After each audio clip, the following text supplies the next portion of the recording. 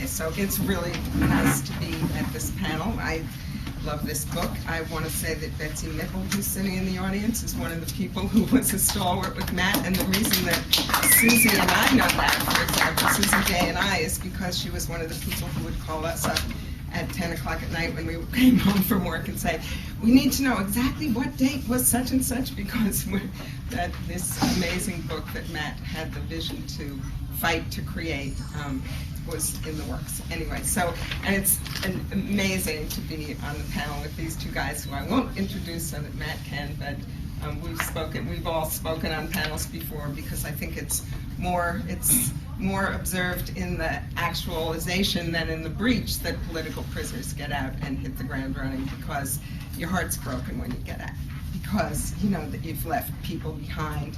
And we have victories that we have to celebrate, and the release of any political prisoner is a victory, but people who are released by movements, by fighting, by people who said this is not going to happen, they're not going to be able to keep our comrades in prison, are particular victories. And so we have two sitting here, which we'll hear more about those struggles later. But the other thing that's really important to talk about is that we have a lot of victories yet to be won, and I'm sure that Ori will talk about Mumia Abu-Jamal, who I'm sure everyone, or maybe not, has heard that the Supreme Court turned down a very, very clear constitutional violation that happened at Mumia's sentencing, at trial. And there are others. Leonard Peltier is another one. Matt talked about some of these. And I just think we need to ground all our work in both the victories and in the ones still to be won.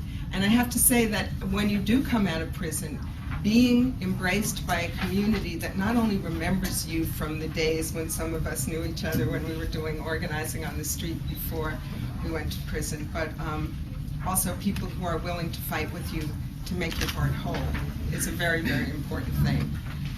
The other case that still has to be won, that we're hoping there will be a victory in soon, is the San Francisco 8, which is an example of how the attack on political prisoners. Now, there are political prisoners from any movement that breaks the rules about how you're allowed to resist in this country. And I think that's another reason it's so important to support political prisoners. You may not look like what people did. I guess I should say that what I was in for was a series of 8 bombings of U.S.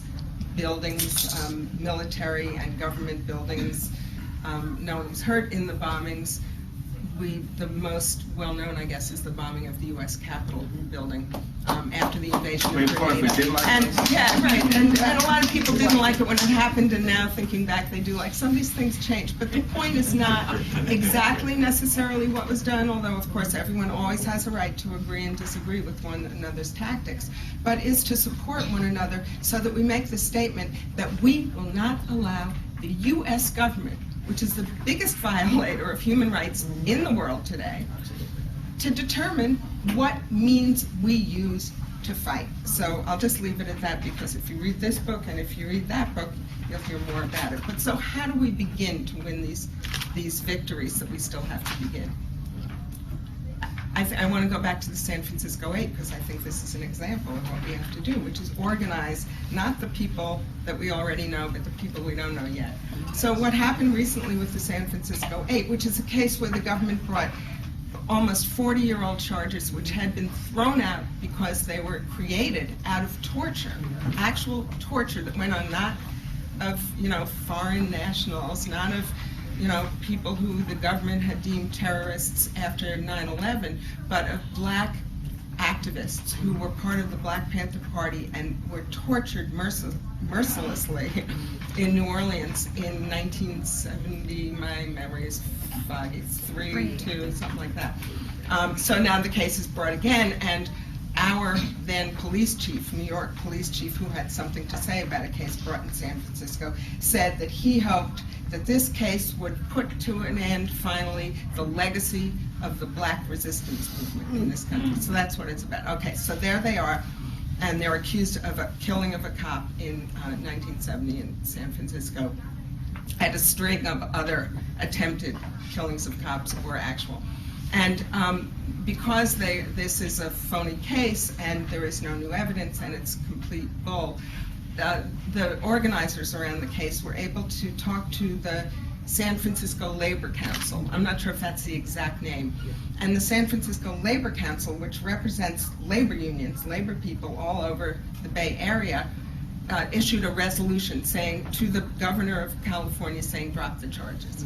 Okay, so the cops have their union and they're part of that council actually, so they made a stink and they got it to a situation where there had to be a revote because they said, we can't, this is a terrible thing. Now usually what happens when some group issues a statement in support of political prisoners and then the cops get busy and say, oh no, don't you understand, they're killers, they're terrorists, is that the people, fold up shop and say, oh, we're sorry, we didn't mean it. But this time, organizers in San Francisco went to every union person they knew. And, people are in unions. I mean, some of us, unfortunately, have not won our union struggles, but others have. And the unions, the council stood firm, and they voted again, and they voted again for the resolution for the San Francisco 8. So that's really important.